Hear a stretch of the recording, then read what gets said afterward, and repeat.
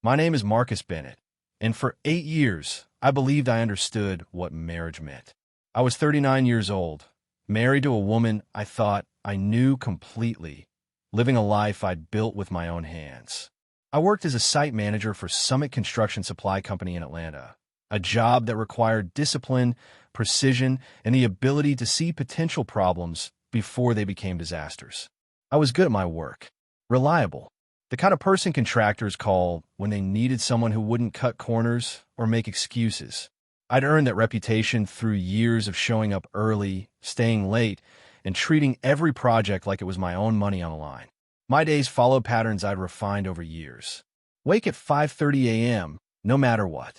Shower while mentally reviewing the day's site inspections.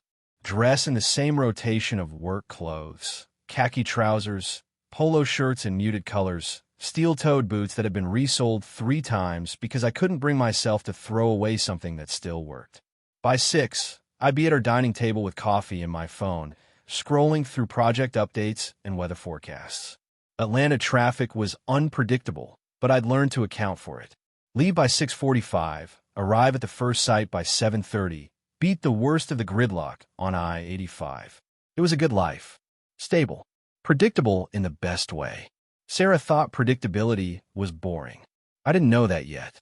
My wife worked from home as a customer relations coordinator for an international logistics company, one of those international firms that had discovered they could hire talented Americans for a fraction of what they'd pay someone in London or New York.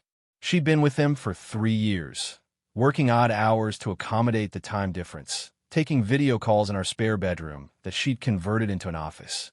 Sarah was beautiful in a quiet way.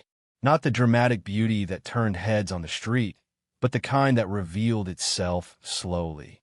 Smooth dark skin. Natural hair she wore in twists or braids, depending on her mood. A smile that used to make me feel like I'd accomplished something just by coming home. She was calm, composed, the kind of woman who never raised her voice or created unnecessary drama. I'd always appreciated that about her.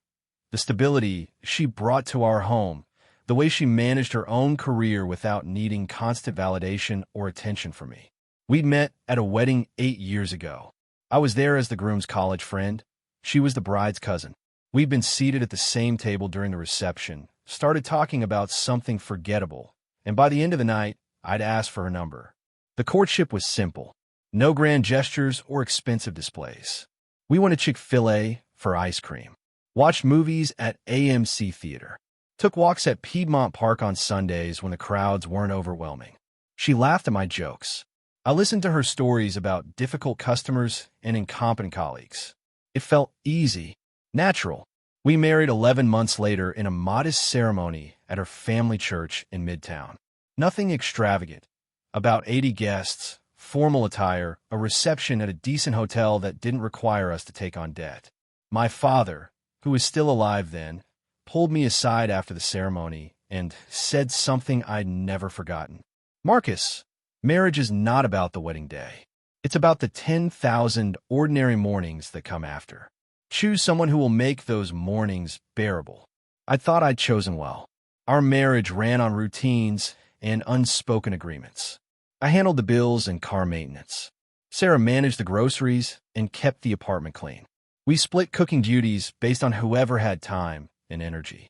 We watched American movies on Saturday nights, attended her parents' church on alternating Sundays, visited my family in Charlotte twice a year during Christmas and Easter. We didn't fight often.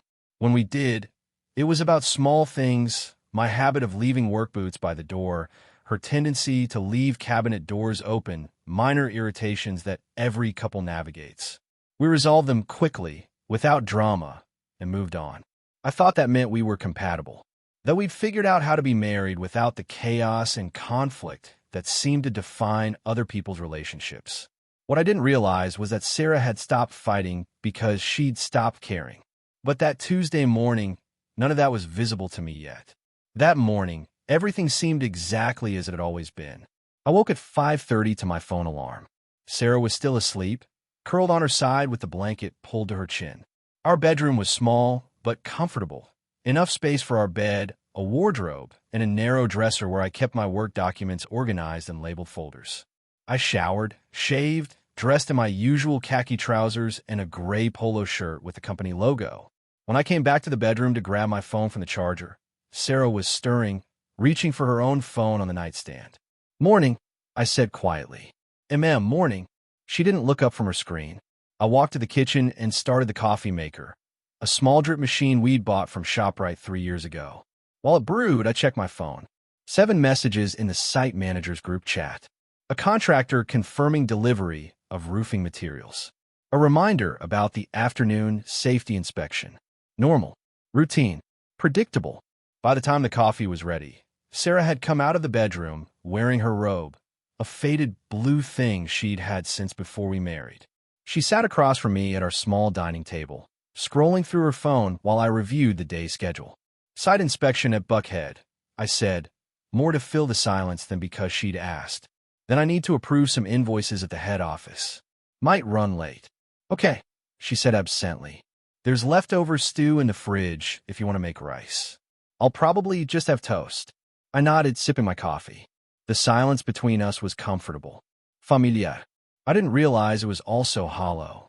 At 6:40, I stood and gathered my things. Phone, wallet, car keys, the thermos of coffee I always took for the drive. Sarah looked up from her phone and smiled. That same soft smile I've been seeing for 8 years. "Drive safe," she said. I walked over and kissed her forehead, breathing in the faint coconut scent of her hair oil. "See you tonight." "Love you," she said automatically. "Love you too." I grabbed my bag from the chair by the door and stepped out into the humid Atlanta morning.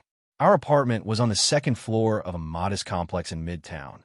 3 buildings arranged around a small courtyard with struggling plants and a security gate that was supposed to close automatically but usually stayed wedged open.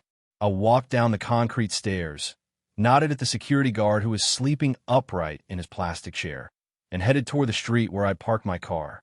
That's when I remembered. My site access ID card. The laminated badge with my photo and employee number that I needed to enter the construction depot. I'd taken it off the previous evening and left it on the bedroom dresser because the lanyard had been irritating my neck. I stopped walking, mentally calculating. I could drive all the way to Buckhead and try to talk my way past security, but the new protocols were strict. No ID, no entry. I'd waste an hour dealing with paperwork and phone calls to verify my identity. Or I could go back upstairs, grab the card, and lose maybe 5 minutes. I turned back toward the apartment building. That's when I noticed the convenience store on the corner, the one I passed every day but rarely thought about. Small, cramped, selling everything from bottled water to phone cards to toothpaste. And I remembered we were almost out of toothpaste. Sarah had mentioned it 2 days ago. I checked my watch. 6:43 a.m. I had time. I walked into the store, nodding at the elderly shopkeeper who was arranging cigarette packs behind the counter. The shop was narrow, almost barely wide enough for 2 people to pass. Fluorescent lights hummed overhead. The back door stood open, letting in air and the sound of someone's generator running in a nearby compound. I found the toothpaste, close up the brand Sarah preferred, and grabbed a bottle of water from the drinks refrigerator. I was reaching for painkillers when I heard it. Laughter. Soft. Familiar. Coming through that open back door. Sarah's voice. And she was saying something I would never forget. "Don't worry. He's already gone." I froze with my hand on the bottle of water, every muscle in my body suddenly rigid. The convenience store was small enough that sounds carried easily, especially through that open back door that led to the narrow alley separating the shop from our apartment building. The walls were thin, the kind of cheap construction where you could hear conversations from neighboring units if people spoke loud enough. Sarah's voice was coming from our apartment balcony, the small concrete space where she sometimes took calls when she wanted fresh air or privacy. It was directly above the alley, maybe 10 meters from where I stood. She was on the phone. At first, my brain didn't register alarm. Why's make phone calls? People talk. It was barely 7 in the morning. Maybe her office was calling early, or her mother or one of her cousins with some family news. I started to move toward the counter to pay for my items, ready to dismiss what I'd heard. Then she said it again. "I told you, he's already gone to work." Her voice was clearer now, drifting through the morning stillness. "Yes, I'm sure. Marcus leaves at the same time, every day. Like clockwork. My hand tightened on the water bottle. She was talking about me. To someone. At 6:45 in the morning, discussing my schedule with enough detail to confirm I wasn't home. The shopkeeper was reading a newspaper, oblivious. An old radio on the counter played low-volume gospel music. The generator in the next compound hummed steadily. Normal morning sounds. But something in my chest had gone cold. I know, Sarah continued. And I heard the smile in her voice, that soft, indulgent tone she used when she was pleased about something. I miss you too. I miss you too. The words hit me like a physical blow. My throat constricted. My heart began to hammer against my ribs with such force I thought the shopkeeper might hear it. I stepped away from the refrigerator, moving closer to the back door without making a conscious decision to do so. My feet carried me toward her voice, toward those words I couldn't have possibly heard correctly. Last night was amazing, Sarah said, her voice dropping lower, more intimate. I keep replaying it in my head. Last night, when I'd come home at 8:30 after a delayed inspection, when Sarah had already eaten and was watching a Nollywood series on her laptop in bed, when she kissed my cheek absently and said she was tired, had a long day of back-to-back calls. Last night, when I'd showered, eaten leftover fried chicken alone in the kitchen, and joined her in bed where she was already half asleep. That last night? No, Sarah laughed softly. He doesn't suspect anything. Trust me, Marcus is completely predictable. He's probably halfway to Buckhead right now, thinking about concrete and invoices. Predictable. The word landed in my stomach like a stone dropped into water, sending ripples of realization through my entire body. She wasn't talking to a friend, wasn't discussing work or family. This was something else entirely. Someone else entirely. My hands were shaking. I set the water bottle down on the nearest shelf, afraid I'd drop it. My mind was racing, trying to catch up with what my ears were hearing, trying to find some explanation that didn't lead to the conclusion already forming in my chest. Maybe she was joking. Maybe this was some kind of prank, or she was rehearsing lines for something, or... I can't wait for the weekend, Sarah said, cutting through my desperate rationalization. 2 whole days. We can actually spend real time together instead of these rushed meetups. Meetups. The shopkeeper turned a page of his newspaper. The radio switched from music to a preacher's voice. Outside, a motorcycle driver revved his motorcycle engine. Life continued normally while mine fractured into pieces. I should leave. Should walk out of the store, get in my car, drive away. Confront her later when I'd had time to process, to think, to understand what this meant. But my body wouldn't move. My legs felt rooted to the cracked tile floor. Some terrible part of me needed to hear more, needed to understand the full scope of what was happening. Stop worrying, Sarah said, and I could hear her shifting position, probably leaning against the balcony railing, relaxed, comfortable, completely unaware that her husband was standing 10 meters below her. He's the least suspicious person I've ever met.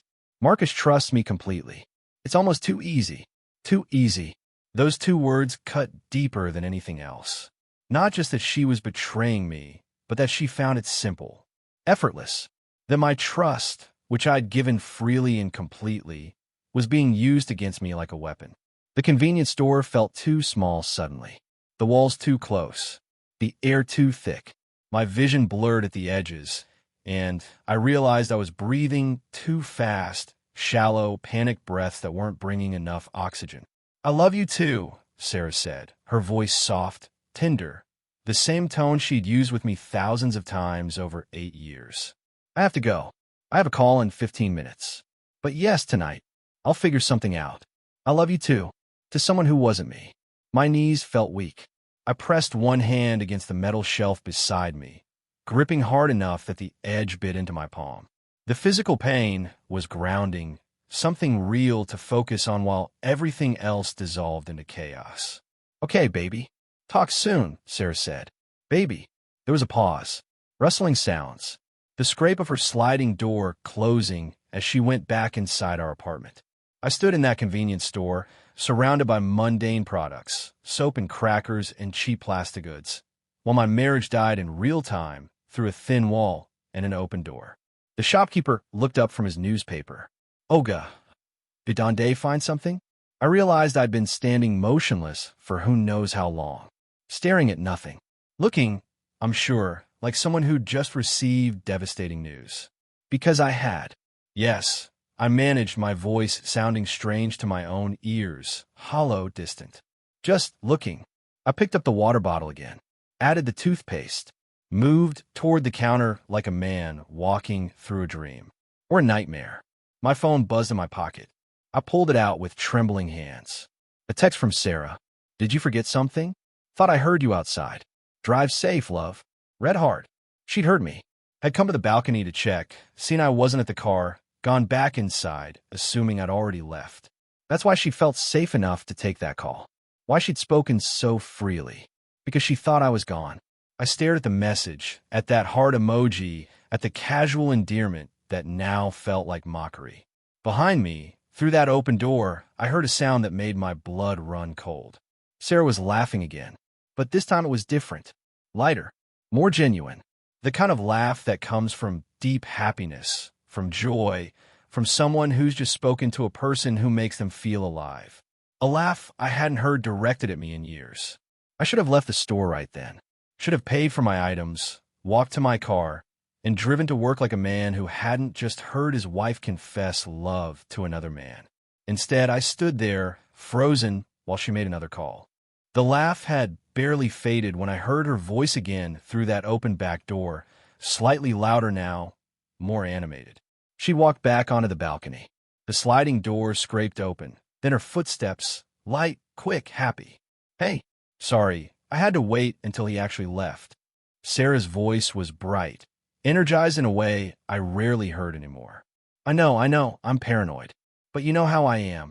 My stomach churned. She was calling someone else. Or maybe the same person again. Either way, she was continuing this conversation like it was the most natural thing in the world. No, we're good. He didn't suspect anything. She laughed. That same genuine laugh that had just gutted me. I swear, Marcus could walk in on us and still find a way to convince himself it was innocent.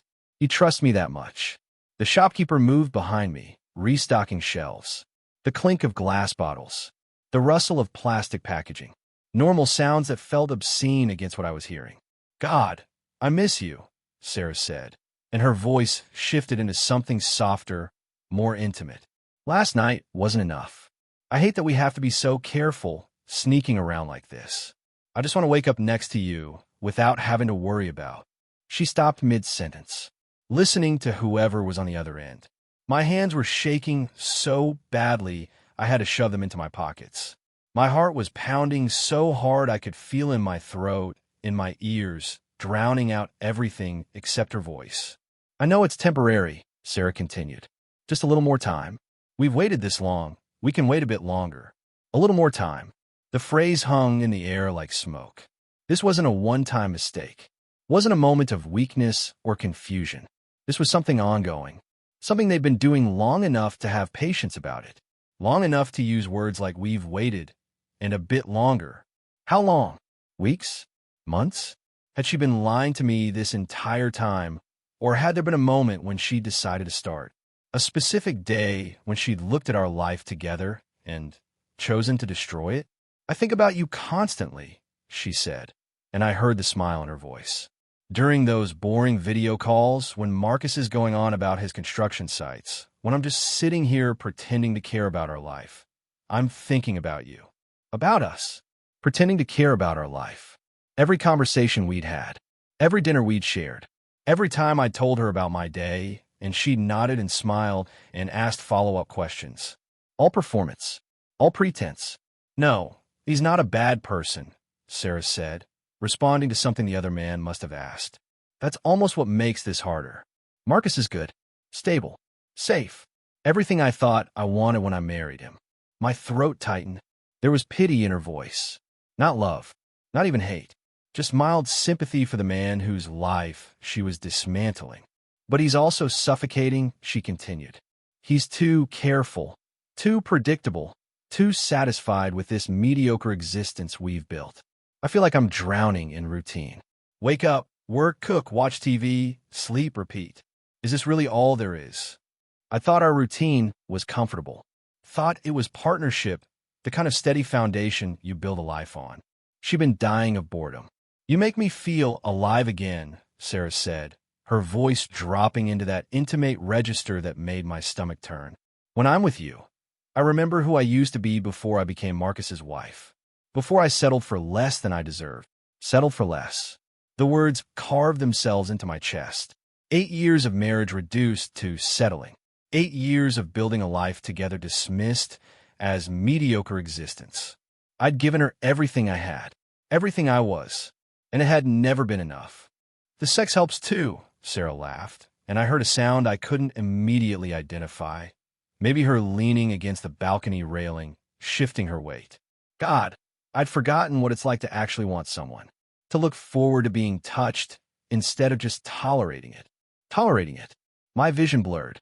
The shelves of the convenience store swam before my eyes. I blinked hard, once, twice, refusing to let tears fall. Not here. Not now. Marcus is sweet, she continued, her tone almost condescending. He tries so hard. Brings me flowers. Writes me poems. Remember I told you about that? He actually wrote me a poem for our anniversary. It was terrible, but he was so proud of himself.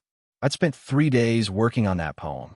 Stayed up late after she'd gone to sleep, trying to find words that captured how I felt about her, about us, about the life we'd built. She'd called it terrible, mocked it with her lover. I know I need to tell him soon, Sarah said, and my entire body went rigid. I can't keep living like this, pretending to be someone I'm not. It's exhausting. Tell him soon. But I need to be smart about it, she continued, and something in her tone shifted, became more calculated, less emotional. I can't just walk away. There are things I need to handle first. Finance, logistiques. My lawyer said. She stopped abruptly. Listening. My hands were clenched so tight in my pockets that my fingernails bit into my palms. My lawyer. She'd already consulted a lawyer. This wasn't just an affair. This was an exit strategy. No, not yet, Sarah said, responding to whatever question had been asked. I need to wait until the timing is right. Make sure everything's in place. The accounts, the lease, all of it. The accounts, the lease. I've been moving small amounts, she continued, her voice dropping lower like she was sharing a secret. Nothing he'd notice. Marcus never checks the statements closely. By the time I'm ready to leave, I'll have enough set aside that. She stopped again, listening. Yes, exactly. He'll never see it coming. Sarah laughed, and it was a cold sound, nothing like the warmth I'd once associated with that laugh. Marcus trusts me completely. He's not the type to question bank transfers or late nights working. He just accepts whatever I tell him. The betrayal was expanding, metastasizing. This wasn't just emotional and physical infidelity. This was financial, strategic. She was planning my destruction with the same care I used to plan construction projects. Foundation, structure, execution. I know I said I'd wait until Christmas, Sarah said, but honestly, I don't know if I can make it that long.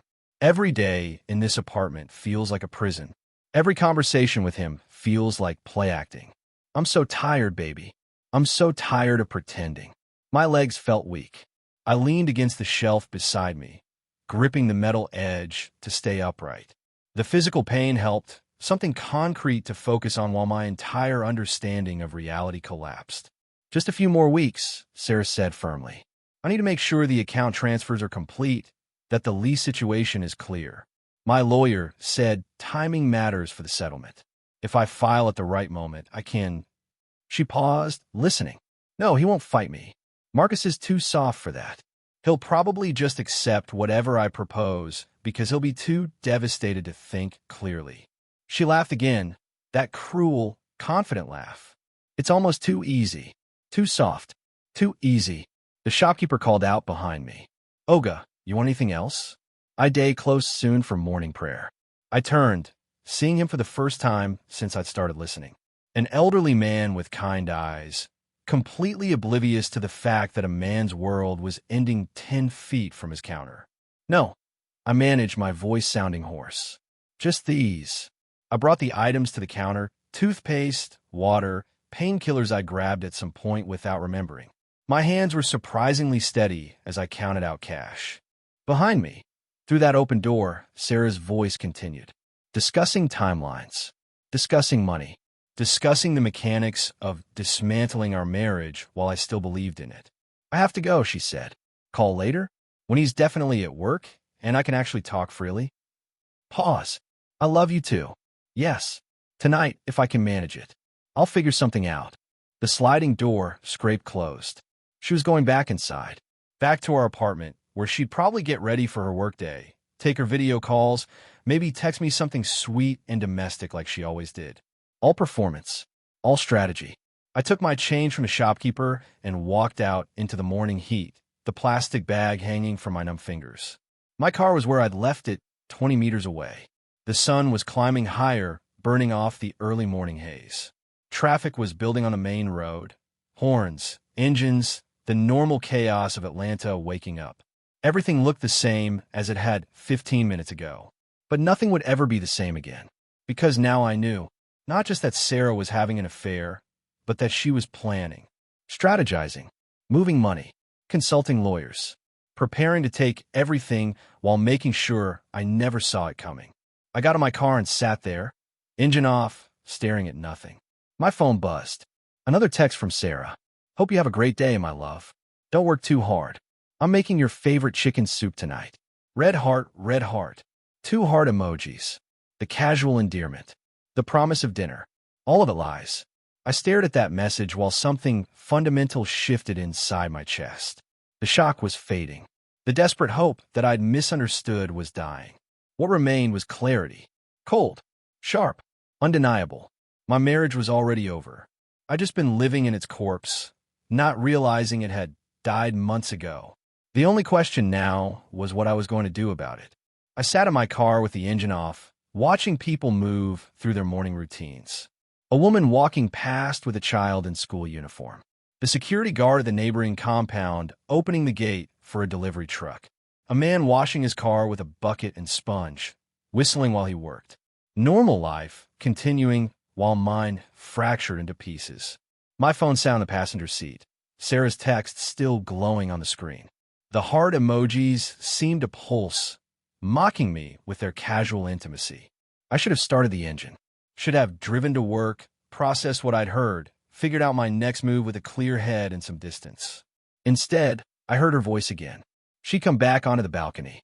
The sliding door scraped open. I could hear it from where I was parked, the sound carrying in the still morning air. Yes, I'm calling you back, Sarah said, her tone businesslike now, different from the intimate warmth of minutes ago.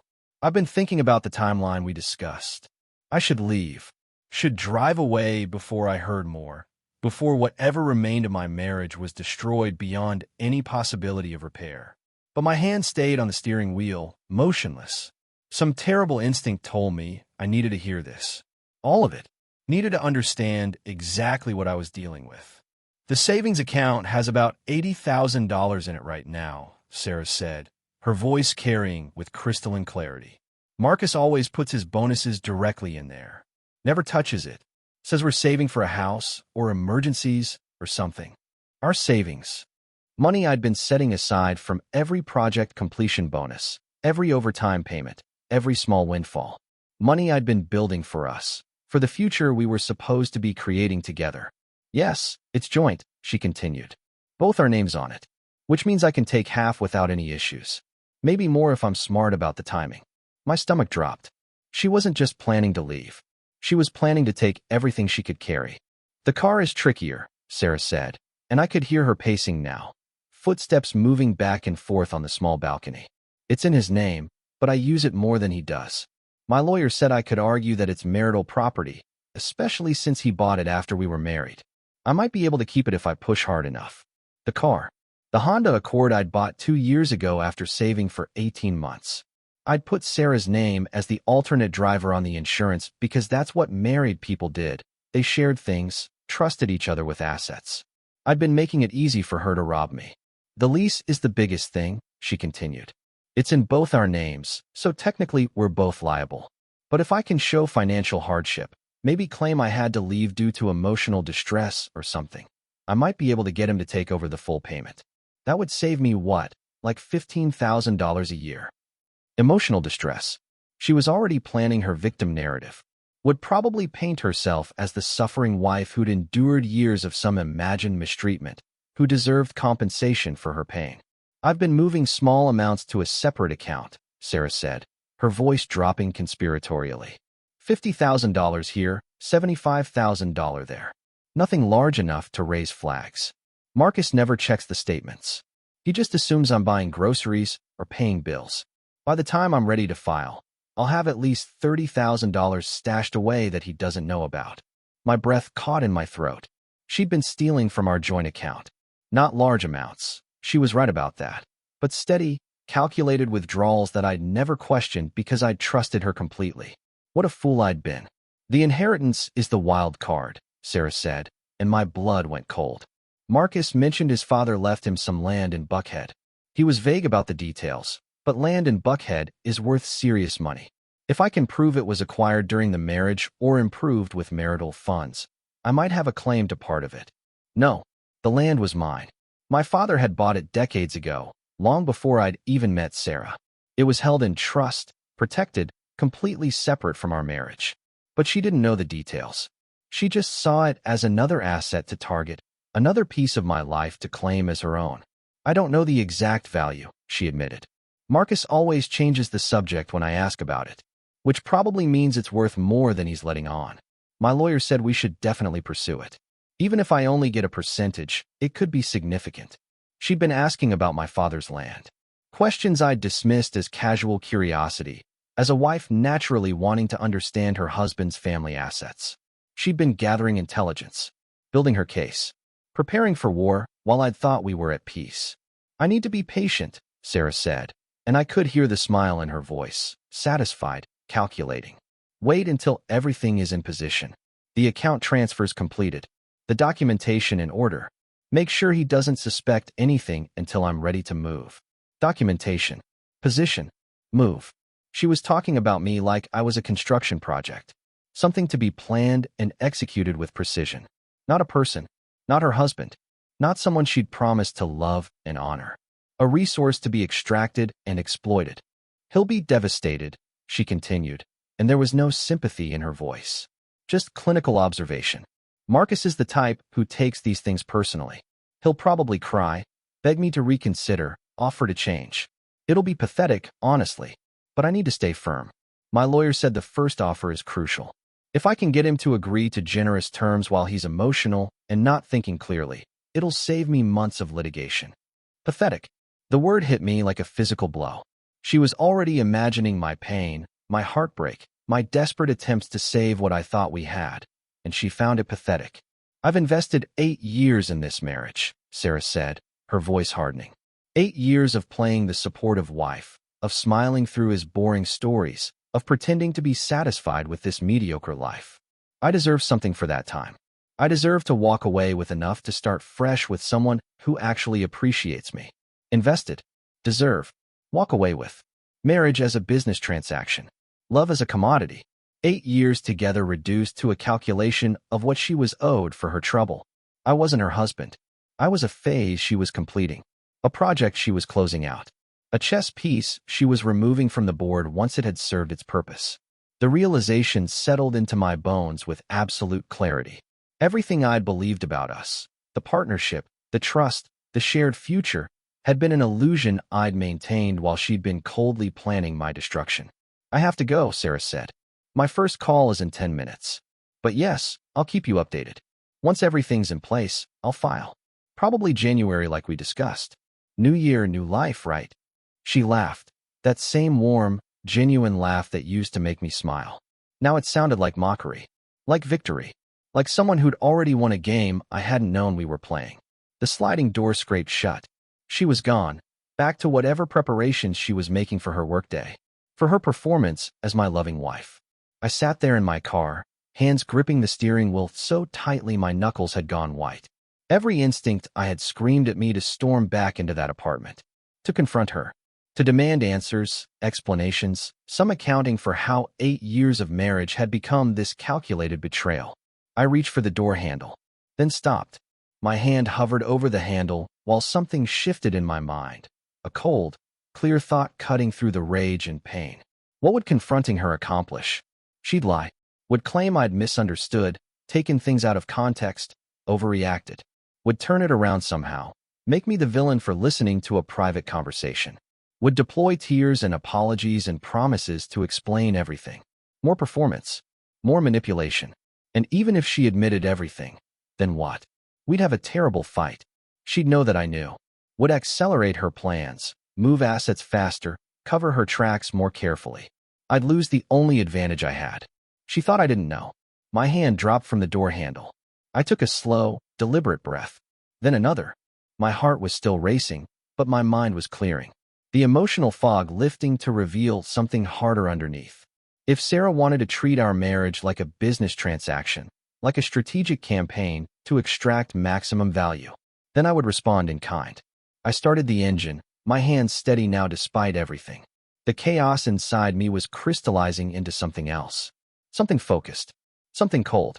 I pulled out of the parking space and headed toward Buckhead, toward my construction site, toward a day I'd pretend was normal. Because that's what she expected. Predictable Marcus. Trusting Marcus. Marcus who never questioned, never suspected, never saw betrayal coming. Let her keep believing that, while I quietly, methodically, prepared for war. The drive to Buckhead should have been impossible. My hands were shaking. My vision kept blurring at the edges. Every few minutes, my mind would replay fragments of what I'd heard. Her laugh, her casual cruelty, the word pathetic applied to my anticipated heartbreak. But I drove anyway, merged into traffic, navigated the usual gridlock at I-85, waited at traffic lights, followed the exact route I took every Tuesday morning. Like nothing had changed. The construction site was already active when I arrived at 7:45. Cement trucks rumbling. Workers in hard hats moving materials. The foreman waving at me from across the lot, pointing at something that needed my attention. I parked, got out, grabbed my bag and the forgotten ID card I'd finally retrieved from the apartment, going back inside while Sarah was in the bathroom, moving silently through our bedroom like a stranger in my own home. She hadn't even noticed I'd returned. "Morning, Oga Marcus," the foreman called out, jogging over with a clipboard. "We have small problem with the rebar delivery. The supplier is saying." I listened, nodded, asked questions, made decisions, gave instructions, all while something inside me watched from a great distance, observing Marcus Bennett perform the role of competent site manager while his actual self floated somewhere else entirely. Numb, detached, functioning on autopilot. "You okay, sir?" the foreman asked, peering at me with concern. "You look somehow." "I'm fine," I said automatically. "Just didn't sleep well." The lie came easily. Too easily. Maybe I was better at performance than I'd thought. I spent the morning reviewing blueprints, inspecting concrete pours, coordinating with subcontractors. Normal tasks I'd done 1,000 times. My body knew the routines so well it could execute them without my conscious mind being present. Which was good, because my mind was elsewhere. It was back in that convenience store, listening to my wife plot my financial destruction. It was sitting in my car, hand frozen on the door handle, choosing silence over confrontation. It was asking a question I couldn't stop circling back to. Why didn't I confront her? At 11 a.m., I sat in my car during a break, staring at my phone. 3 new texts from Sarah had come through during the morning. "Hope the site inspection is going well." Smiling face with smiling eyes. "Forgot to ask, did you grab milk yesterday? Can't remember if we're out. Thinking about you. Can't wait for dinner tonight." Red heart. Casual. Domestic. Affectionate. All of it lies wrapped in emojis. I could have called her right then. Could have said the words that would blow everything open. "I heard you this morning. I know about the affair. I know about your plans. I know everything." 3 sentences. 10 seconds of conversation. The truth finally exposed. My finger hovered over her name in my contacts. Then I thought about what would happen next. She would deny it. First response, always, deny, deflect, claim I'd misunderstood. That wasn't what it sounded like. "You're being paranoid. You took things out of context." Classic manipulation. Make the victim question their own perception of reality. Then she would cry. Tears as a weapon. Tears as a distraction. She'd collapse into emotional chaos, force me to comfort her, turn the confrontation into a scene where somehow I was the bad guy for listening to a private conversation. Then she would buy time. "Let me explain. Give me a chance to tell my side. Can we talk about this when you get home?" I need to process this. You've blindsided me. And during that time, she'd be calling her lawyer, moving money faster, covering her tracks, erasing evidence of planning and premeditation. Then she would counterattack. Once the initial shock wore off, she'd go on offense. Claim I'd been distant, neglectful, emotionally unavailable. Build a narrative where she was the victim of my failures as a husband, where the affair was somehow understandable given what she'd endured. Her lawyer would love that story. I'd seen it before: friends' divorces, colleagues' separations. The pattern was always the same. The person who struck first with the narrative controlled the story. The person caught off guard spent all their time playing defense. If I confronted her now, I'd be reacting. Emotional, hurt, desperate to understand. Exactly the state she was counting on. Exactly the weakness she'd planned to exploit. Marcus is too soft for that. He'll probably just accept whatever I propose because he'll be too devastated to think clearly. Her words, from this morning. Her strategy, spoken aloud. She'd already gamed this out. Already planned for the moment I discovered the truth. Already positioned herself to take advantage of my pain. Unless I didn't give her that moment. Unless I said nothing. The thought crystallized with sudden, absolute clarity. Silence was power. Right now, Sarah thought she was in control. Thought she was managing the timeline, orchestrating events, moving chess pieces while I remained oblivious. She was wrong. I knew everything. Her affair. Her financial theft. Her exit strategy. Her timeline. And she had no idea I knew. That asymmetry of information, that was leverage. That was advantage. That was power. If I confronted her, I'd lose it instantly. The element of surprise gone. The upper hand surrendered. Everything would become chaotic, emotional, reactive. But if I stayed silent, if I continued being predictable Marcus while quietly protecting myself, if I let her think she was winning while I prepared my own strategy, then when the moment came, when she finally made her move, I'd be ready. Not desperate, not destroyed, not begging for reconciliation. Ready. A strange calm settled over me. The panic and heartbreak were still there, churning beneath the surface. But above it, something colder had taken root. Purpose, direction, control. I opened my phone's notes app and started typing. Everything I'd heard that morning, documented while it was fresh. Direct quotes where I could remember them. Timeline. Names mentioned. Financial details discussed. Evidence. Then I opened my browser and searched for divorce lawyers in Atlanta. Not just any lawyers, specialists. People who handled complex asset cases. People who understood trusts and inherited property. People who could move fast when needed. I bookmarked 5 different firms. Made notes about their specializations. Then I searched for something else. How to protect assets before divorce. The articles were illuminating. Document everything. Secure important papers. Change passwords. Monitor accounts. Build a timeline of suspicious behavior. Some of it I couldn't do yet, not without tipping her off. But some of it I could start immediately. I opened my banking app and enabled notifications for any transaction over $10,000. Now I'd know the moment she moved more money. Then I forwarded our most recent joint account statement to my personal email. Documentation of the current balance before she could drain it further. Small steps. Quiet preparations. All while maintaining the fiction that nothing had changed.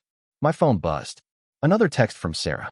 Baby, I'm making chicken soup tonight. Your favorite. Should I add extra fish? Fish.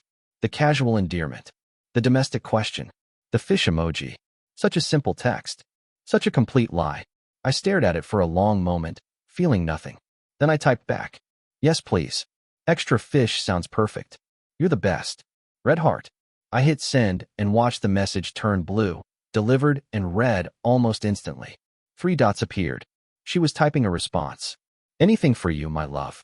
See you tonight. Face blowing a kiss. I set the phone down and stared at it.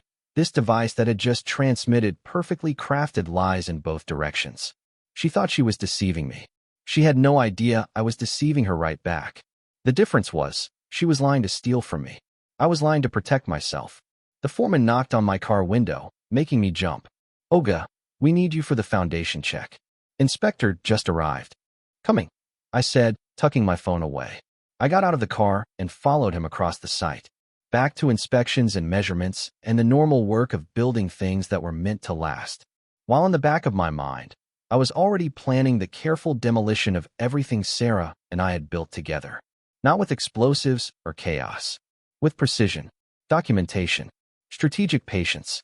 I would watch her, study her patterns, note every late night, working, every suspicious phone call, every unexplained absence. I would gather evidence quietly, methodically, building a case she didn't know existed. I would protect my assets, secure my inheritance, document her theft. And I would do it all while being the predictable husband she was counting on. The husband who trusted her completely. The husband who would be easy to manipulate. The husband who would never see betrayal coming. Let her keep believing that. By the time she realized her mistake, it would be far too late. Over the next 3 days, I became a student of my own marriage. Not a participant, not a husband, an observer, a documenter, someone cataloging the slow-motion collapse of something he'd once believed was solid. The first thing I noticed was her phone. Sarah had always been casual about it, leaving it on the counter while she cooked, on the coffee table during movies, charging on the nightstand while she slept. I'd never paid attention because there'd never been a reason to. Now I couldn't stop noticing. Wednesday evening, I came home at 7:30 to find her in the kitchen stirring chicken soup, exactly as she'd promised. Her phone sat face down on the counter beside her, and when it buzzed with a notification, she snatched it up so fast she nearly knocked over the spice container. "Sorry," she said, glancing at the screen with a small smile before tucking the phone into the pocket of her robe. Work message. At 7:30 at night. From a European company that would have been closed for hours. I nodded, said nothing, watched her return to stirring the soup, humming softly, completely at ease with the lie she'd just told. Thursday morning, I woke at my usual time to find her already awake, phone glowing in the dark bedroom. When she noticed I was stirring, she quickly locked the screen and set it face down on the nightstand.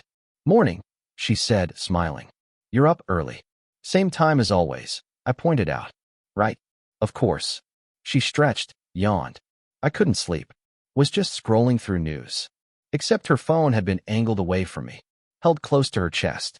The posture of someone hiding something, not casually browsing headlines. I'd seen it dozens of times before and never registered it. Now I couldn't unsee it. Friday evening, we were watching a Nollywood movie, something she'd picked about a woman discovering her husband's secret family. The irony wasn't lost on me. Her phone buzzed 3 times during the first 30 minutes. Each time, she glanced at the screen, typed a quick response, then set it back down without explaining. "Everything okay?" I asked after the 3rd time. "Oh yes. Just Jessica. She's having drama with her boyfriend again. You know how she is. Jessica, her cousin, her accomplice in this betrayal." I wondered if they were coordinating stories, making sure their lies aligned. Or maybe it wasn't Jessica at all. Maybe it was him, whoever he was, texting her while I sat 2 feet away. The phone buzzed again. Sarah ignored it this time, but I saw the way her jaw tightened, the way her attention drifted from the movie to the device beside her. She was thinking about him. Right there, next to me on our couch, she was somewhere else entirely. How long had this been happening? That question consumed me.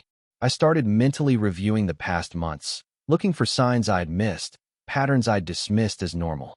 The language shift hit me first. Saturday morning, Sarah mentioned she was meeting Jessica for lunch. "I'll probably be back around 3 or 4, she said. "There's leftover rice if you get hungry." Not, "We have leftover rice." Not, "We can eat together later." Just you. Singular. Separate. I started paying attention to how she spoke, how she structured sentences, the pronouns she used. "I'm thinking about getting a new laptop." Not, "We should upgrade our electronics." "I need to renew my gym membership." Not, "Should we join together?" "I'm planning to visit my parents next month." Not, "We should go see them." Every conversation was constructed around individual action, separate lives, her future envisioned without me in it. And it wasn't new. I went back through text messages, looking at the progression. 6 months ago, "We should plan a vacation soon." "Where do you want to go?"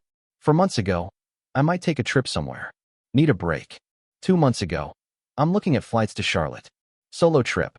The "we" had been dying slowly, replaced by "I," so gradually I'd never noticed the shift. Until now. Sunday evening, I did something I'd never done before. After Sarah went to bed, I opened her laptop, left on the dining table, unlocked. I told myself I was just checking, just confirming what I already knew. The browser history was cleared. Completely. Not a single entry beyond that day's searches. Someone who had nothing to hide didn't scrub their browser history daily. I checked her email, the account she'd left logged in. Most of it was work correspondence and shopping newsletters. But there was one folder I'd never noticed before, labeled Personal Archive. Inside, 2 emails from someone named Tund. The first was from 4 months ago. Can't stop thinking about last weekend.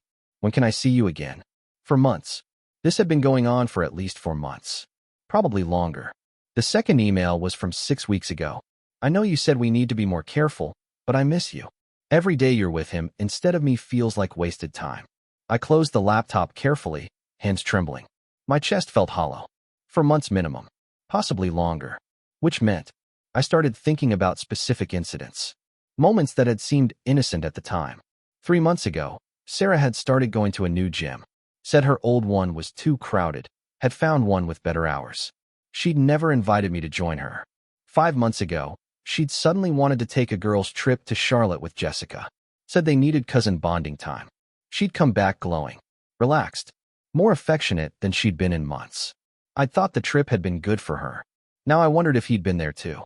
6 months ago, she'd quit her evening language class, the Spanish lessons she'd been taking online. Said she was too busy, needed to focus on work. I'd supported her decision. Now I realized she'd needed those evenings free. For phone calls. For meetings. For him. Every memory was being rewritten. Every moment I'd trusted was now suspect. The small lies I'd dismissed were suddenly glaring. Working late, when her laptop showed minimal activity. Jessica needs me, followed by hours of unexplained absence. Stuck in traffic, when she could have easily checked Google Maps. Phone died, when her battery was at 60%. Didn't see your call, when her phone never left her hand. Little cracks I'd spackled over because I'd trusted her. Because I'd been predictable. Trusting. Stupid. Monday morning, I checked our joint bank account while pretending to review work emails. I pulled up 6 months of statements and started looking for the pattern. There it was. Regular withdrawals. Small enough not to trigger attention, but consistent. $50,000 on the 15th of every month. $30,000 to $40,000 scattered throughout each month, labeled groceries or utilities or personal items. I pulled up our actual utility bills. Compared receipts from the grocery store.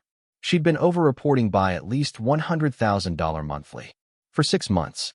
That was $600,000 she'd stolen while I'd trusted her with our finances. I felt sick. Not just because of the theft, but because of what it meant. This wasn't a spontaneous affair. This wasn't a moment of weakness that had spiraled. This was calculated, sustained, deliberate. She'd been planning this exit for months. Draining money, emotionally detaching, building a separate life while maintaining the fiction of our marriage. All while I'd been working overtime to save for our future. Writing her terrible poetry. Making plans for our 10th anniversary. The depth of the deception was staggering. Tuesday afternoon, I sat in my parked car after a site inspection, staring at my hands. I'd been looking for the moment our marriage had broken. The specific incident where Sarah had decided to betray me. But there wasn't one. She hadn't chosen to leave our marriage. She'd chosen to stay, but only in body. Only for as long as it took to extract everything she wanted.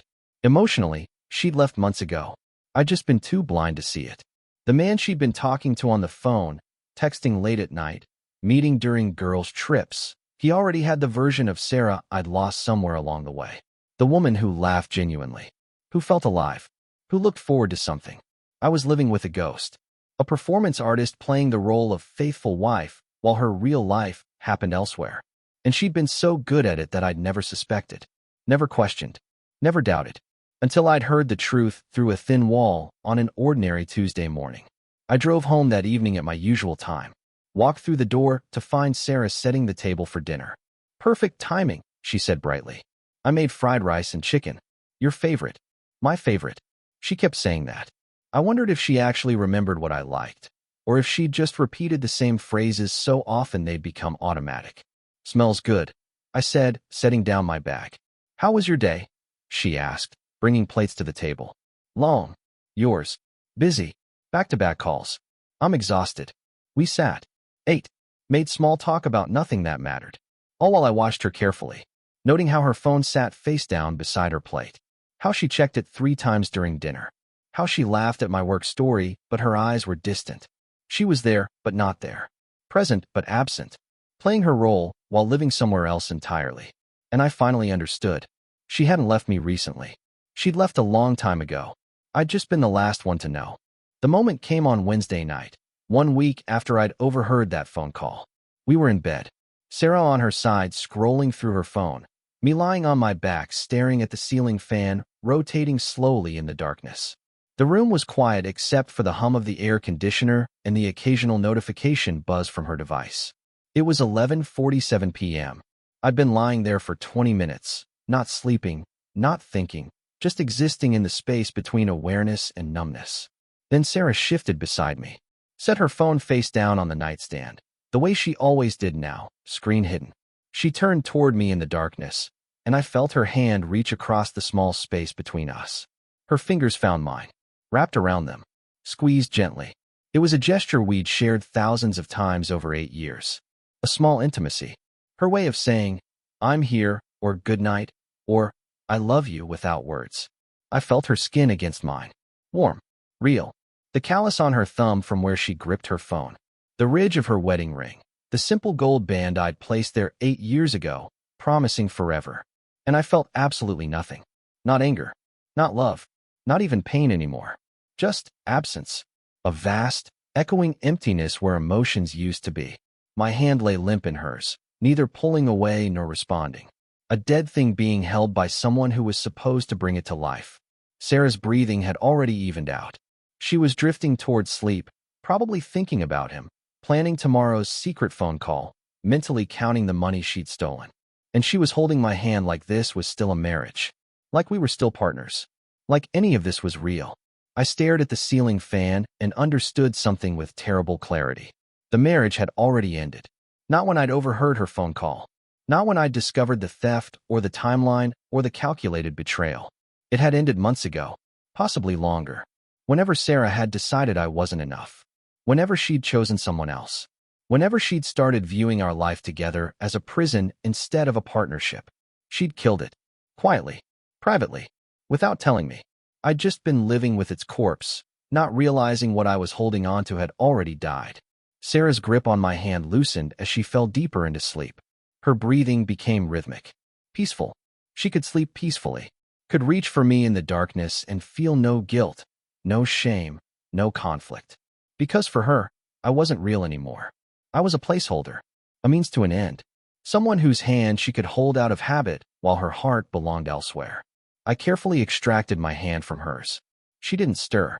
I lay there in the darkness, listening to her breathe, and waited for something to surface. Rage, grief, betrayal, anything that would confirm I still cared about this woman, about us, about what we'd been. Nothing came. Just that vast, hollow emptiness. I'd cried more over failed construction projects than I felt crying over this. And that realization, that I felt nothing, was somehow more devastating than any pain could have been. Because pain meant you still cared. Anger meant something still mattered. This absence, this void, this meant something fundamental had broken beyond repair. I'd loved Sarah. I knew I had. I remembered the feeling, could recall specific moments when my chest had been full of it. Our wedding day, the morning after our first night together, the time she'd surprised me at the construction site with lunch because I'd been working 16-hour days. I'd loved her completely. Past tense. Something inside me had died this past week. Not dramatically, not violently, but quietly. The way a plant dies when you stop watering it. Slowly. Inevitably. Until one day you look at it and realize it's been dead for a while. You just hadn't noticed the exact moment it happened. I turned my head and looked at Sarah in the darkness. The curve of her shoulder. The way her braids fell across the pillow. The gentle rise and fall of her breathing. She looked exactly the same as she had a week ago. A month ago. A year ago. But I was looking at a stranger. Someone I'd shared a life with, a bed with, 8 years with, and I didn't know her at all. Had never known her. Had loved a performance, a carefully maintained fiction, while the real Sarah existed somewhere beyond my reach. Tomorrow she would wake up and smile at me. Would ask about my day. Would cook dinner and make conversation and hold my hand and sign texts with heart emojis. All while planning my destruction. All while loving someone else. All while counting down the days until she could finally drop the act and take everything she'd been methodically stealing. I should have felt something about that. Should have been consumed by rage or crushed by heartbreak. Instead, I felt practical, clinical, detached. If the marriage was already dead, then what I was lying next to was just its remains. And I knew what you did with remains. You buried them. You mourned them if they deserved it. And you moved on. But first, you protected yourself. You made sure the death wouldn't take you down with it. I got out of bed carefully. Sarah didn't wake. I walked to the living room, sat on our couch in the darkness, and opened my laptop. The screen glow illuminated my face as I pulled up a new document. Started typing. Not with emotion. Not with pain. Just with clarity. Things to do. 1. Consult divorce lawyer. Get 3 options. Choose best. 2. Document everything. Dates. Amounts. Overheard conversations. 3. Secure father's inheritance documentation. Verify trust protections. 4. Open separate bank account. Redirect salary deposit. 5. Copy all important documents. Marriage certificate. Property records. Insurance. 6. Change passwords on personal accounts. Email. Banking. Phone. 7. Talk to Ryan about testimony if needed. 8. Find out who he is. The last item I stared at for a long moment before typing it. I didn't need to know for emotional reasons. Didn't need the painful details of who had replaced me or why he was better. I needed to know for practical reasons. Because when this went to court, and it would go to court, having the name of Sarah's affair partner would matter. Evidence of adultery. Proof of premeditation. Ammunition. I added a 9th item. 9. Stay completely normal. Don't let her see any change. Then I closed the laptop and sat in the darkness of our living room, surrounded by furniture we'd chosen together, pictures we'd hung together, a life we'd supposedly built together. All of it hollow now. All of it meaningless. I'd spent 8 years building something I believed was permanent. Had invested time, money, emotion, trust into a structure I'd thought was solid. Now I understood. You can't build anything real on a foundation of lies. Eventually, the weight of the truth crushes whatever you've constructed above it. Our marriage hadn't collapsed this week. It had been collapsing for months. Slowly, quietly, I just finally noticed the cracks. I returned to the bedroom. Sarah was still sleeping peacefully, her phone dark on the nightstand, her hand resting where mine had been. I lay back down, keeping careful distance between us now. No touching, no connection, and I made a decision. I wouldn't confront her.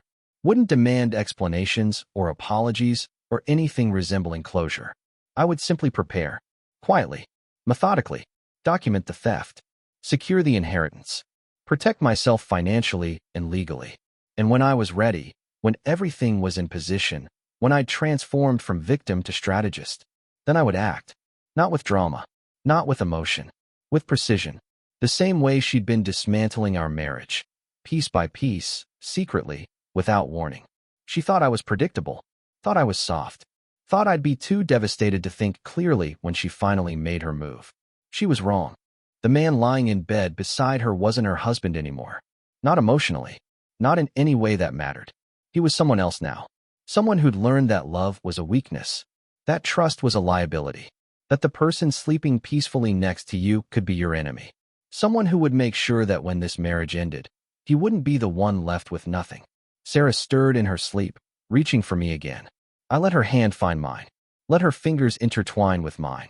Let her believe everything was still normal. And I felt absolutely nothing at all. Thursday morning, I opened a new bank account. Not at our usual bank, somewhere Sarah would never think to look. A digital bank with no physical branches, no statements mailed to the house, nothing that could accidentally reveal itself. I transferred $50,000 from my personal account to get it started. A small amount. Not enough to raise questions if Sarah happened to notice, though she never checked my personal finances. She was too busy monitoring the joint account she was stealing from. The account manager on the video call was professionally cheerful. "Welcome to Wells Fargo. What brings you to us today?" "Planning ahead," I said. "Want to have some separation in my finances. Better organization." She smiled. "Very wise. Many of our clients maintain multiple accounts for different purposes." If only she knew. By Friday, I'd redirected my salary deposit. Starting next month, my paychecks would go to the new account. I'd transfer normal amounts to our joint account, enough to cover my share of bills and avoid suspicion. but the bulk of my income would be somewhere Sarah couldn't touch. That same afternoon, I stopped by a print shop near my office. Copied everything.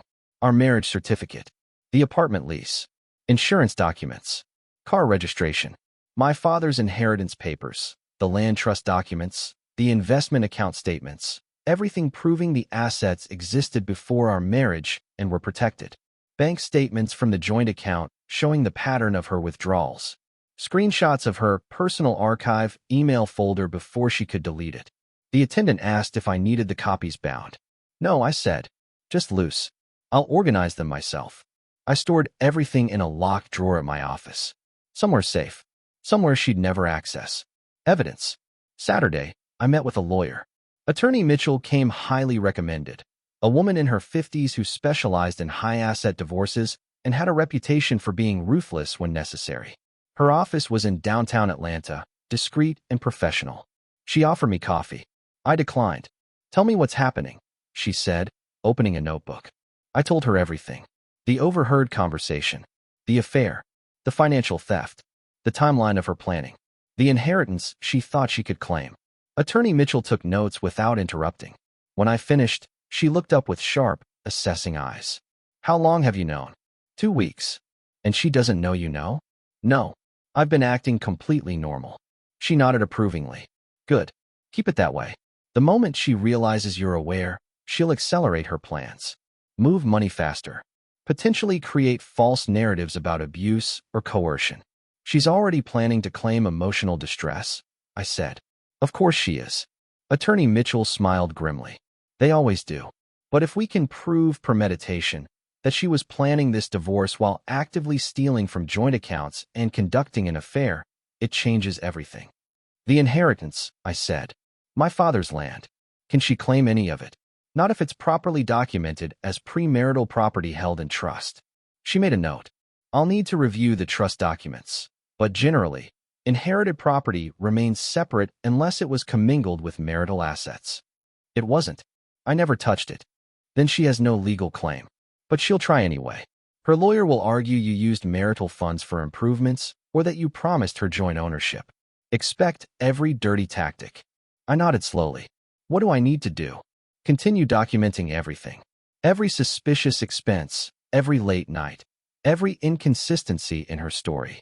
If you can prove the affair, that strengthens your position significantly, shows fault on her part. And the theft? That's criminal, actually, if we can prove intent. But more importantly, it shows she was preparing to leave while still taking from joint resources. A judge won't look favorably on that. She leaned forward. Marcus, I need to be clear with you. Divorce is ugly. It's going to get worse before it gets better. She will attack your character. She will claim you were controlling, abusive, financially restrictive. Her lawyer will coach her on what to say. I know. Do you have witnesses? People who can testify to the actual state of your marriage.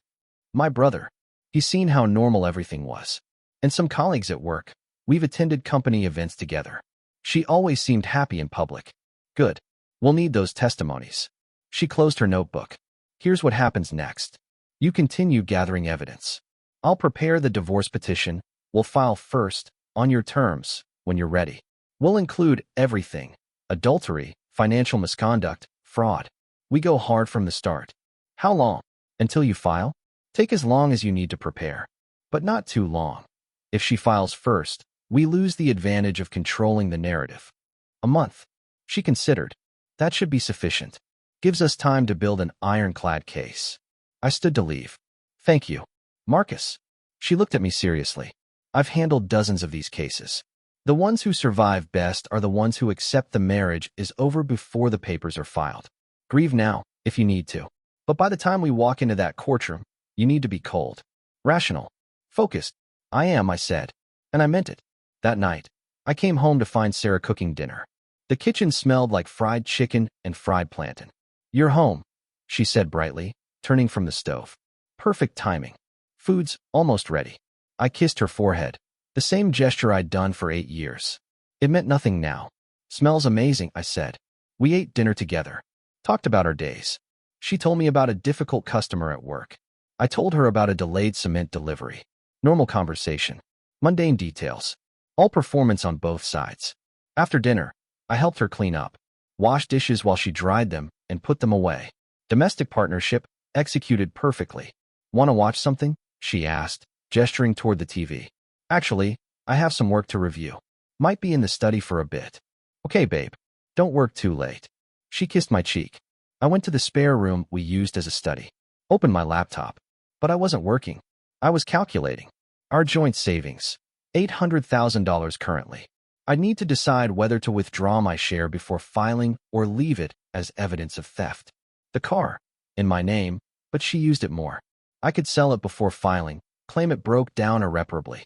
The apartment lease. Both names, but I'd paid the deposit.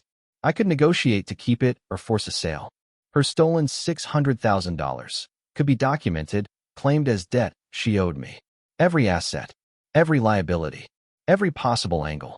I worked until midnight, building spreadsheets, organizing evidence, preparing strategy. Sarah called from the bedroom. Baby, are you coming to bed? Soon. I called back. Just finishing something. Don't stay up too late. You need rest. Such wifely concern. Such convincing care. I wondered if she rehearsed these lines or if they came naturally after months of practice. 2 weeks passed like this. Me gathering evidence. Her maintaining the fiction. Both of us playing our roles perfectly. She worked late 3 times. I documented each instance, noting when she left and when she returned. She took an afternoon shopping trip with Jessica. I checked our joint account, $75,000 withdrawn, for shopping that resulted in 0 bags brought home. I said nothing, just added it to my spreadsheet. Our conversations became increasingly hollow. We talked without saying anything, existed in the same space without truly occupying it together. She reached for my hand at night sometimes. I let her take it, felt nothing, and waited for her to fall asleep before pulling away. The man she was lying next to wasn't her husband anymore.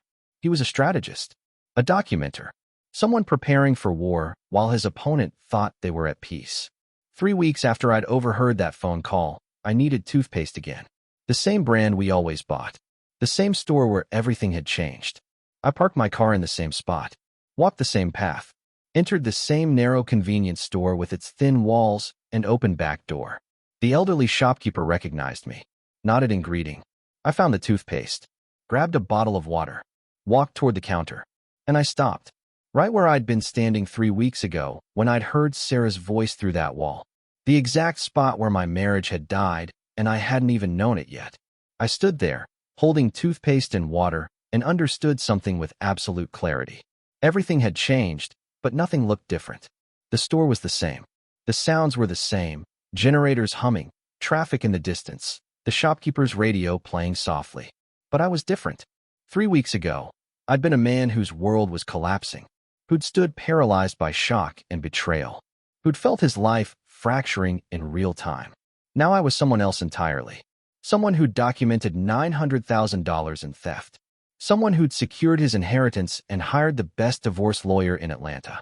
Someone who'd copied every important document and opened secret bank accounts.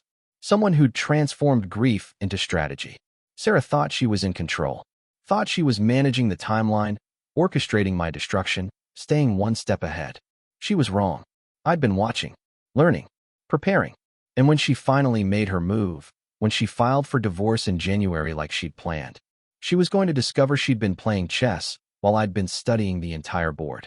I paid for my items and walked out into the afternoon heat. My phone buzzed. A text from Sarah. Coming home soon?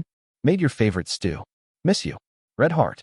I looked at that message, at the heart emoji, at the casual lie wrapped in domestic affection, and I smiled. Not from happiness, from recognition. I finally understood the game we were playing. She thought she'd been deceiving me. She had no idea I'd been deceiving her right back. The difference was, her deception was to destroy me. Mine was to survive. 4 weeks after that Tuesday morning in October, I stood in the same convenience store at the same time, 6:45 a.m., buying the same items. Toothpaste, water, painkillers I didn't really need. The elderly shopkeeper nodded at me, the same way he had a month ago, completely unaware that his small store with thin walls and an open back door had become the epicenter of my life's greatest transformation. I stood near the drinks refrigerator, exactly where I'd been standing when I'd first heard Sarah's voice through that wall. when I'd first heard the words that would dismantle everything I'd believed about my marriage. The generator hummed in the neighboring compound. Traffic sounds drifted in from the main road. Morning Atlanta stirring to life. Everything looked the same. Everything was the same. Except me. I'd come here deliberately this morning. Not because we needed toothpaste, though we did. Not because I'd forgotten something at home, though I'd told Sarah I had. I'd come because I needed to stand in this exact spot and understand what had happened here. What had really changed on that ordinary Tuesday morning? The answer was both simple and profound. Nothing had changed. I just finally heard the truth. Sarah's betrayal hadn't started the morning I overheard her phone call. It had been happening for months. The affair, the theft, the strategic planning, all of it operating just beyond my awareness while I trusted completely. The only thing that changed that morning was my knowledge. I'd spent 4 weeks since then documenting everything, building evidence, consulting lawyers, preparing strategy, transforming from victim into someone who could protect himself. But standing here now, I understood something deeper. Betrayal doesn't announce itself. It doesn't arrive with warning labels or clear signals. It doesn't schedule a meeting to inform you that everything you believed was wrong. It whispers. It moves quietly. It operates in the spaces between words, in the pronouns that shift from we to I, in the phone held face down, in the money transferred in small amounts you'd never notice. Betrayal is patient. It doesn't need you to see it. It just needs time. And if you're not listening, if you're too trusting, too predictable, too focused on building what you think exists, you'll miss it entirely until the moment it decides to speak clearly. For me, that moment had been here, in this store, through that thin wall. Not because Sarah had suddenly betrayed me that morning, but because that morning, I'd finally been in the right place at the right time to hear what had been true for months. I thought about the version of Marcus Bennett who'd stood here 4 weeks ago. The man who'd felt his world collapse in real time, who'd trembled holding a bottle of water, who'd wanted to confront his wife immediately, to demand explanations, to somehow fix what was breaking. That Marcus had been operating on the assumption that confrontation would solve things. That truth spoken aloud would change reality. He'd been wrong. Truth doesn't change what already exists. It just makes you see it clearly. My marriage had been dead for months. Confronting Sarah wouldn't have resurrected it. Would have only given her time to perfect her lies, accelerate her theft, control the narrative. The Marcus standing here now understood something the old Marcus hadn't. Sometimes the most powerful thing you can do is say nothing. Let people think you don't know. Let them believe you're still predictable, still trusting, still oblivious. And while they're busy underestimating you, you prepare. I'd spent 4 weeks doing exactly that. Sarah still had no idea I knew. Still texted me heart emojis and made my favorite meals and reached for my hand at night. Still believed she was managing the timeline, staying one step ahead of the husband she'd dismissed as too soft to fight back. Tomorrow, she would discover how wrong she'd been. Tomorrow morning, a process server would deliver divorce papers to her at our apartment. Papers that included documentation of her affair, evidence of financial theft, proof of premeditation, papers that would freeze our joint accounts, that would prevent her from taking anything beyond what she was legally entitled to, that would expose every lie she'd told. Papers filed on my timeline, not hers. She'd thought she controlled the narrative, thought she could choose when and how our marriage ended. She'd been wrong. Standing in that convenience store 4 weeks ago, I'd accidentally overheard a conversation I was never meant to hear. A phone call Sarah had only taken because she believed I was already gone to work. That accident, that moment of random timing, had saved me from months more of theft and deception, had given me time to protect myself before she could strike. I could have been angry about that, could have raged at the universe for putting me through this betrayal. Instead, I felt something else entirely. Gratitude. Not for the betrayal itself, that still hurt in ways I was only beginning to process, but for the timing, for the thin wall, for the open door, for the fact that I'd heard the truth while there was still time to act. Some men discovered their wives' affairs after everything was gone, after the accounts were drained and the lawyers had already filed and there was nothing left to protect. I discovered mine while I still had power, while I could still document and prepare and ensure I wouldn't be destroyed. That convenience store, with its thin walls and narrow aisles and elderly shopkeeper who never suspected the drama unfolding around him, that store had saved me. I picked up my items and walked to the counter. "Morning, sir," the shopkeeper said, ringing up my purchases. Morning, I replied. You day come here plenty these days. You done moved to this area? No, I said. I've always lived here. Just started paying attention. He nodded, not understanding but not needing to. I paid and walked out into the humid Atlanta morning. The sun was climbing higher. Traffic was building. Another ordinary day beginning. Except it wasn't ordinary. In about 3 hours, everything Sarah had carefully planned would collapse. Her timeline would shatter. Her control would evaporate. And she'd realize the husband she'd dismissed as predictable and soft had been listening all along. I got in my car and sat for a moment, looking back at the convenience store. A month ago, I'd sat in this same spot, paralyzed by shock and betrayal, unsure how to move forward. Now I knew exactly where I was going. Forward. Into a future I'd build on my own terms. Without deception. Without someone slowly dismantling everything I created while pretending to love me. My phone buzzed. A text from Sarah. Did you find what you forgot? Drive safe. Love you. Red heart. I stared at that message. The casual lie. The performance she'd maintained so perfectly for so long. Tomorrow she'd know I'd found exactly what I'd forgotten. The truth about who she really was. But for now, I typed back. Found it. See you tonight. Simple. Normal. Predictable. Exactly what she expected. I started the engine and pulled onto the road, heading toward work, toward the life I was rebuilding, toward a future that was finally mine again. Behind me, the convenience store faded in my rearview mirror. That small shop with thin walls where everything had changed and nothing had changed. Where I'd learned the most important lesson of my life. Betrayal doesn't announce itself with sirens and warnings. It whispers through thin walls on ordinary mornings. It speaks when it thinks you've already gone. And if you're not listening, if you're too trusting, too distracted, too convinced of what you think you know, you'll miss it entirely. But I'd been listening. That Tuesday morning 4 weeks ago, Sarah had thought I'd left for work. Thought she was safe to speak freely. Thought I was already gone. She was wrong.